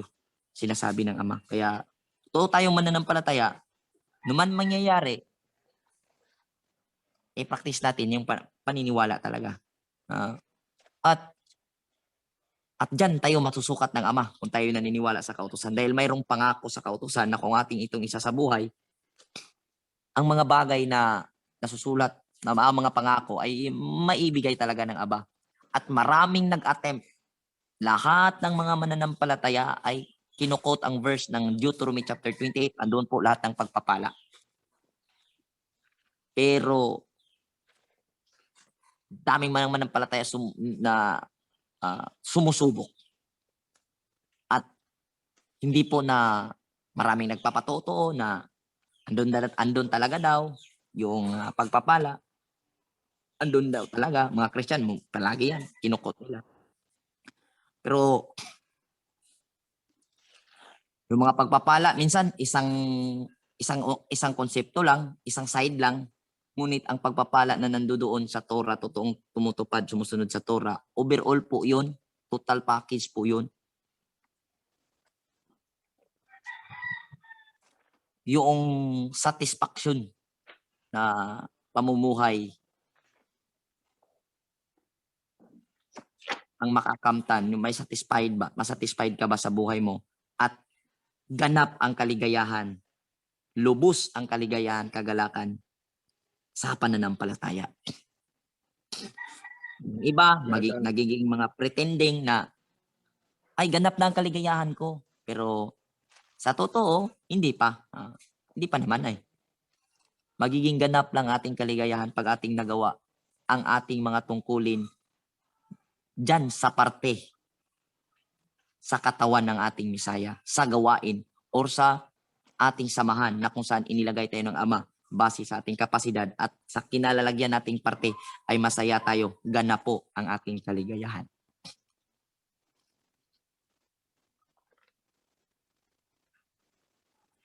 At ang sanglibutan ay lumilipas at ang masamang pita niyaon datapwat ang mga gumagawa ng kalooban ng Ama ay nananahan magpakailanman. Liman, tiyaw mo na. Ang gumagawa sa kalooban ng Ama ay mananahan magpakailanman. Munting mga anak, ito ang huling oras at gaya ng iyong narinig at narating ang anti-Misaya kahit ngayon ay lumilitaw ang marami ng anti-Misaya, kaya nga nalalaman natin na ito na ang huling oras. So, noon pa, naisulat na ng mga apostol na huling oras, we are in last days, in time daw, nasa ano tayo, huling panahon. Sabi ng mga critics sa akin, sabi niya, pre, bata pa ako nung sinasabi ni Lolo na nasa huling mga araw na tayo. Pero ngayon, namatay na lang si Lolo, hindi pa rin dumarating yung sinasabing huling araw. Sige lang. Basta tayo naniniwala na kaya masasabi nating iba yung oras kung biblical, iba yung araw dahil sabi ni Peter, sabi ng Psalms, kung one day ng alahayam is equivalent to 1,000 years. So, kung oras ang sasabihin, napakaraming araw, napakaraming taon, equivalent sa dito sa tao. Yes. Kung nasasabi ni John sa kapanahunan nila na huling oras, sasabihin ko rin. At sasabihin rin natin bilang nasa pananampalataya ngayon na nagniniwala din na nasa last days na tayo, sabihin natin, nasa last minute na po tayo. Oras man yung kay John, nasa last minute na po tayo. Kaya wala na pong time na tayo ay, kung sa Bisaya, magbanjing-banjing. Kailangan nating mag-focus at gawin ang ikagagalak ng ating mga puso dahil tayo ay umaamin sa ating mga sarili na nakapasok sa covenant at ang ating kaligayahan ay ang pagsunod sa Torah. Kaya kung ano ang ginagawa ng Misaya, itinama niya ang kahulugan, ibinigay niya ang tamang kahulugan na sundin ang kautusan. Yun man, ang kahulugan, sundin ang kautusan ng Ama. Gawin din natin. Sa pamagitan ng ating mga gawa, ating maibabahagi sa ating mga kakilala, kamag-anak, makibigan ang mensahe. Kasi iba na ngayon, epektibo ang gawa kaysa sa salita ngayon. Kunting salita, marami ang gawa, marami po ang maniniwala. Marami ang salita, kunti ang gawa, tatawanan ka po ng mga tao kasi mga tao ngayon ay mahirap bilugin ng utak. Yada. Sila'y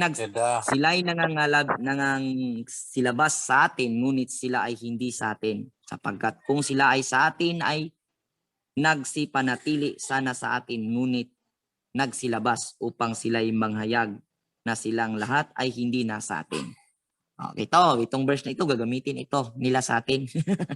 Dahil tayo yung lumalabas kasi sila yung nakakarami.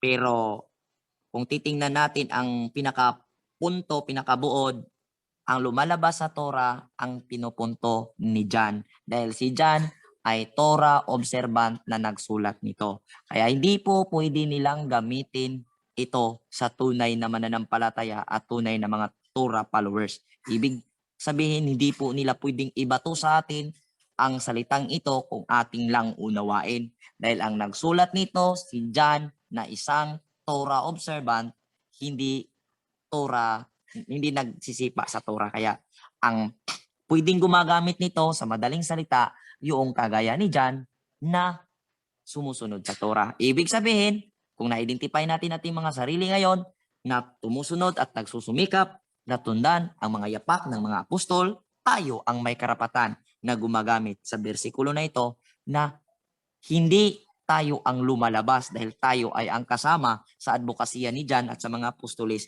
Sila po ang lumalabas dahil sinisipa po nila ang kautusan. Yada. At kayo'y may pahid ng banal at nalalaman ninyo ang lahat ng mga bagay. Okay? Ito, mahirap to. Verse 20, at kayo'y may pahid ng banal at nalalaman ninyo ang lahat ng mga bagay. Imagine ninyo, kakapal-kapal ng Biblia, alam mo pala, ang lahat ng bagay dito ay patungkol sa isang utos, sundin mo ang kautusan. Kaya, hindi sa pagmamayabang, alam natin ang lahat ng bagay dahil ang sabi ng Ecclesiastes chapter 12 verse 13, conclusion, sinabi niya, ano ba nga yun? Okay, bisahin ko. Proverbs.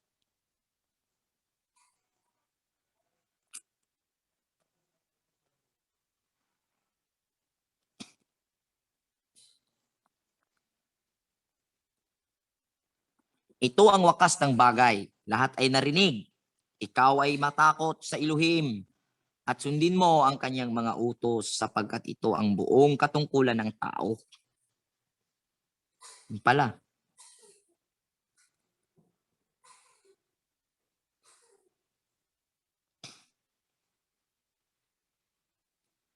Last ano na daw? Conclusion. Huling mga matakot tayo sa Elohim at sundin ang mga utos, katungkulan ng tao. At kung yun ay ating isumari, ilagay natin mga sarili, tayo po ay naroon sa ganong pangunawa. Kaya masasabi natin, alam natin ang lahat ng bagay, na ang lahat ng bagay patungkol na tayo ay matakot sa Elohim, irespeto ang Elohim, at sundin ang mga utos. Dahil yan po ang tanging tungkulin natin. Kaya tayo ay narito upang mabigyan natin ng papuri ang Ama. Ganun po yun. Shada.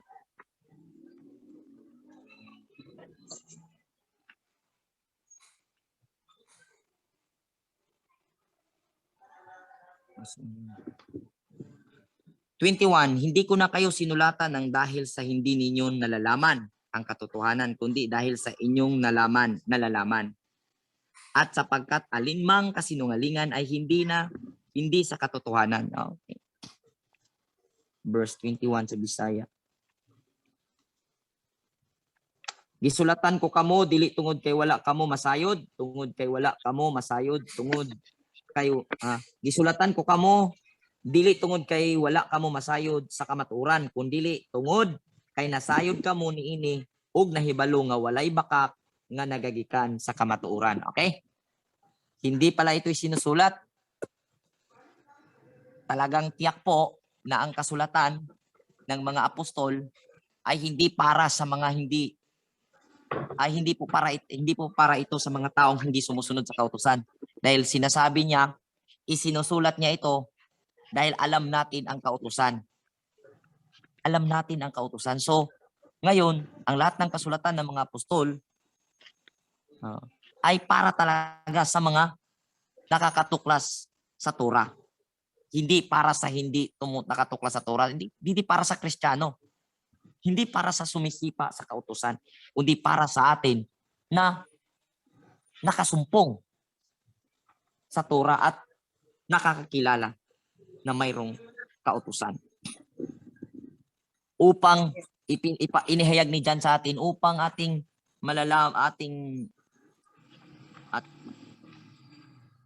ating ma-prove na wala talagang kasinungalingan sa katotohanan, wala talagang kasinungalingan sa Torah.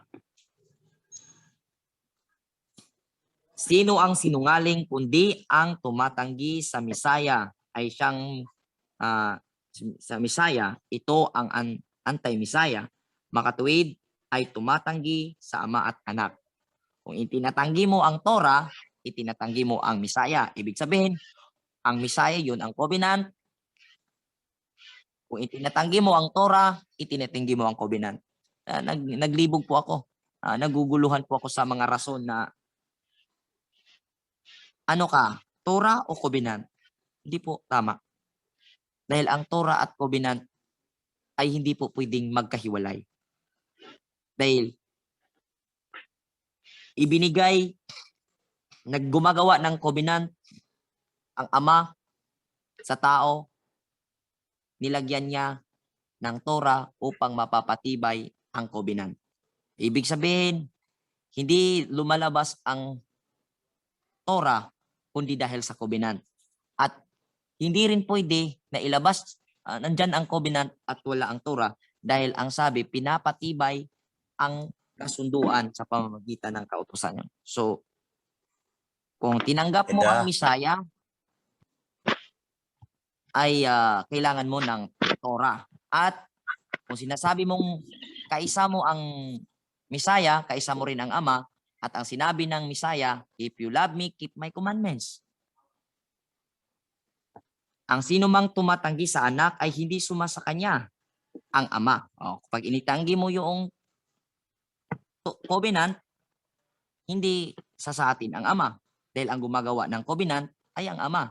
At binigyan niya tayo ng Torah upang mapapangalagaan ang covenant. At pag tinatanggap mo ang covenant, hindi mo pinapahalagahan, para mo na rin sinisipa ang covenant at sinisira. So, di sasayo ang Ama.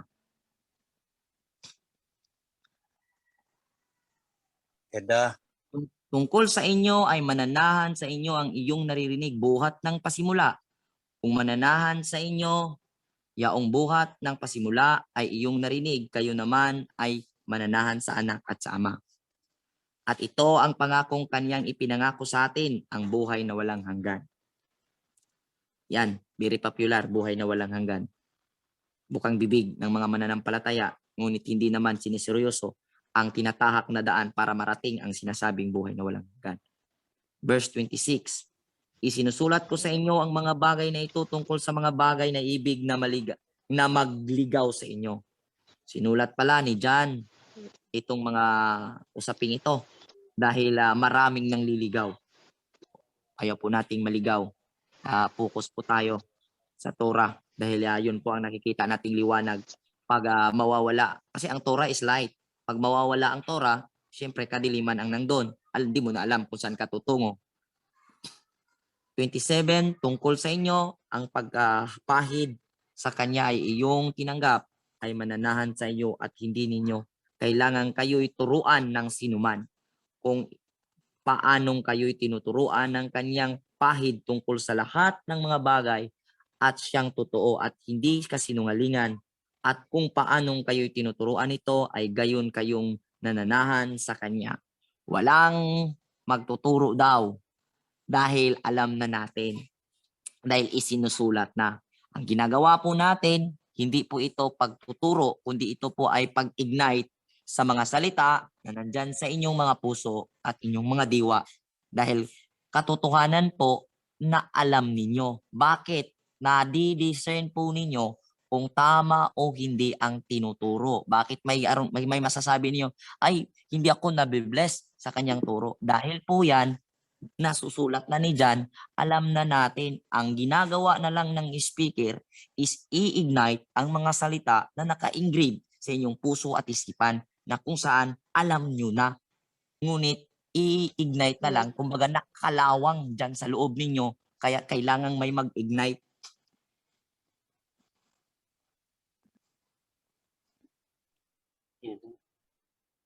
Hello?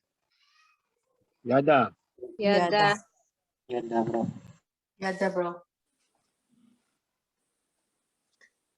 At ngayon, bumunti kong mga anak, sabi ni manahan kayo sa Kanya upang kung siya'y mahayag ay magkaroon kayo ng pagkatiwala at huwag tayong mga pahiya sa harapan niya sa Kanyang pagparito. Bisayain ko nga. 28. Busa mga anak, pabilin kamo diha kaniya aron magkabaton kitag pagsalig. Pabilin kamo kaniya aron makabaton kitag pagsalig ug dili maulaw nga moatubang kaniya sa iya unyang pag-abot. Nasayod kamo nga si Misaya matarong busa angay ninyong hibaluan nga ang tanan nga mga buhat sa matarong anak sa Elohim. Di tayo mapapahiya. Kumbaga, kung ating may apply yung heavenly knowledge at mga palatandaan na mayroon naroon sa atin ang heavenly knowledge na binabasa natin at ating naipamahagi kahapon at ating napag-uusapan yung mga kaugalian na mga palatandaan na sa atin ng heavenly knowledge. Pag nasa atin yun, po tayo, deserving po tayo na ihaharap ng Misaya sa Ama. Kumbaga, ang Misaya ay tumutukoy sa Torah at siya yung nagbibigay ng tamang kahulugan. Magiging po tayo, karapat-dapat na i-offer sa Ama na ito na po yung bunga na natuto sa Torah. Kaya di tayo mapapahiya. Kaya mahirap po yun, mapapahiya. Kasi yung mapapahiya, yung mga nasa Matthew na sinasabing, Ama, Ama. Tapos sinagot, hindi ko kayo kilala. Gumagawa kayo ng kasalanan. So, sa nakikita ko, tiyak ngayon sa pamagitan ng Torah, hindi po tayo mapapahiya pagdating ng araw, pag tayo'y magkakaisa at mag-iibigan dito sa loob gamit ang salita ng Ama at walang i-apply yung lahat natin na pag-uusapan na andun yung yung rebuke open rebuke is better than secret love. Huwag tayong magkakamali na gagamit doon. Kailangan may punto, may tamang timing dahil hindi natin alam. Natatamaan na pala tayo doon sa sinasabi sa Matthew, bakit mo tatanggalin yung puwing sa kapatid mo? Ngunit yung troso na nasa mata mo, hindi mo makukuha. So, kung mayroon pang mangyayaring ganun, hayaan natin yung pag-aaral, yung Torah, yung ating mga study sa salita ay ang magtuturo dahil pag ang Torah ang ginagamit natin at magsasalita, pag yung taong yan kasama natin ay topa yan, siya ay makikinig sa boses ng pastol at ang pastol, ang tunay na pastol ay ang ating Ama. Kaya ang kanyang boses ay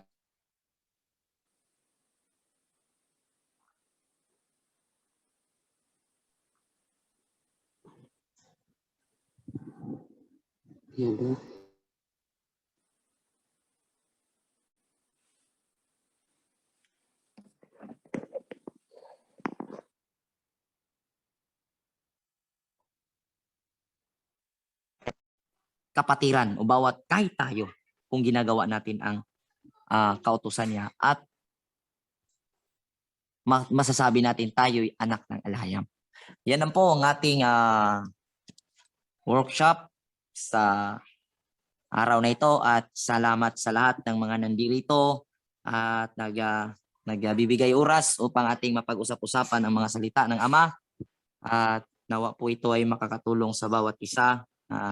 Ang pinakapunto ko dito sa ating pag-workshop, ang advocacy ako sa workshop na mangyayari, gusto ko bawat mananampalataya mayroong pagsisikap na unawain ang mga salita, lalo-lalo na yung New Testament.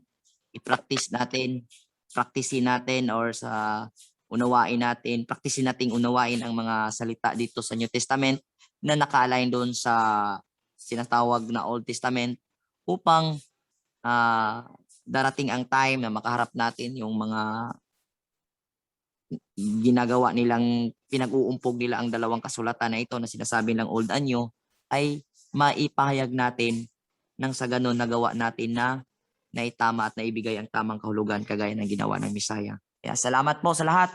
Happy Sabbath sa inyo dyan. Shalom po. Yada. Salamat, bro. Salamat, bro.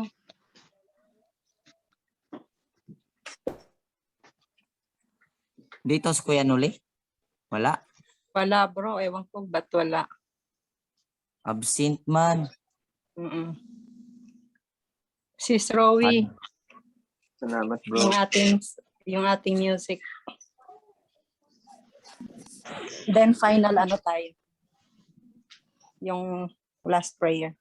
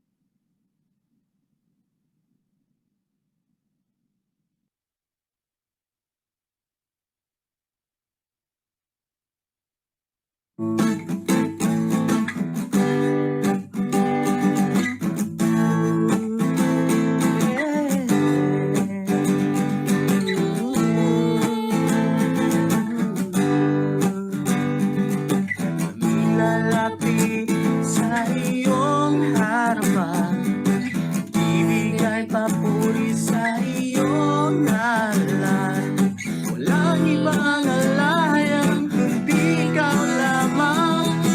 Yuyuko at luluhod sa iyong kanan. Tataas banal mong pangalan. Ikaw lamang ang aming lahayang. Purihin ka, Abay Yahweh. Lahat ng iyong likhay sa iyo ay sasamba. Purihin ka, Abay Yahweh. Walang katulad mo dito sa buhay ko, Abay Yahweh.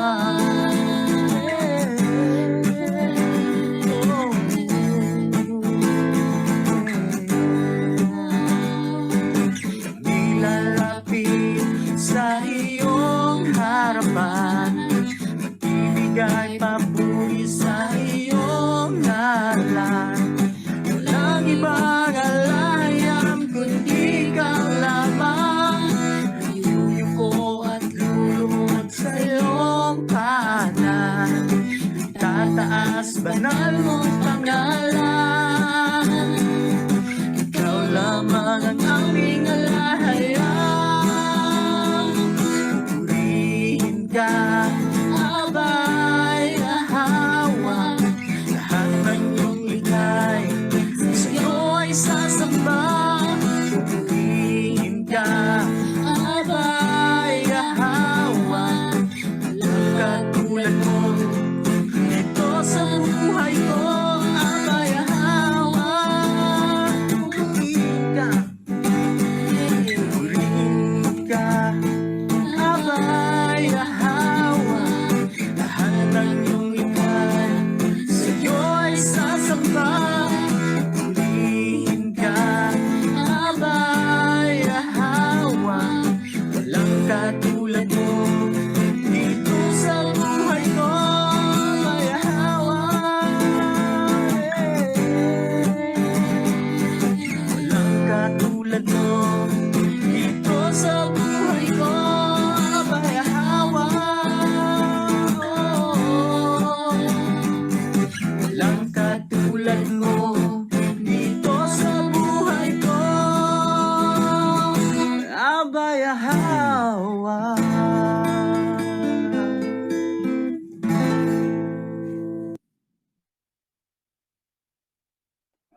Ama namin, nasa langit, Abay Yahweh. Salamat po sa natapos na pag-aaral, sa pag-uusap namin patungkol sa aming sitwasyon at aming dapat gawin, dapat naming gagawin pa sa mga hinaharap. Salamat po, ang pangunawa ay ibinigay mo sa amin na kami po ay magkaisa sa pag-iibigan sa loob ng samahang ito. Ang sa ganon makikita po ng marami aming mga kakilala at kamag-anak, kaibigan, na ikaw po ay nananahan sa amin. At sabi mo, pag nakikita ang pag-iibigan sa mga apostol mo noon na sinabihan mo, na binilin mo sa kanila, yan, pag nakikita yung pag-iibigan sa loob ng samahan, yan po ang isang patnubay at palatandaan, patunay at palatandaan na kami po ay yung mga lingkod, yung mga tagasunod. Kaya Aba, sinisikap po namin na mangyayari po sa amin ang yung mga katuruan, ang sa ganon lubos po ang aming kaligayahan. Malubos po ang aming kaligayahan sa paglilingkod namin sa iyo. At malalaman namin na kilala ka namin dahil alam namin ang malubos aming kaligayahan sa aming paglilingkod kung ang kautusan mo ay aming napagsusumikapan at andun na po ang kaligayahan sa aming pagsunod at pagmamuhay nito. Aba, sa bawat mga nandirito, mga mananampalataya, nakikita mo ang aming hangarin, ang dalisay naming mga puso, nasundin ang kalooban mo. Salamat po Aba na binigay mo sa amin ang pangunawa at nawa po ang bawat taong nandito, bawat mananampalataya nandito na sinulatan mo sa iyong mga salita. Sana po simula na po itong na-ignite at nag-ignite na po ito nang sa ganon madali na po na malalaman namin ang bawat isa sa amin, na malalaman namin ang aming tungkulin sa gawaing ito na sinisimula namin. Salamat Aba sa patnubay at lahat ng papuri, pasasalamat, kaluwalhatian at ang mga pinapanalangin namin, pinapaubayan namin sa iyo at hinihiling namin sa nag-iisang pangalan mo na ibinigay mo sa iyong anak upang bantayan kami at pagpalain sa ngalan ni Messiah Yahweh Shai. Lahat po magsabi niya da. Yada.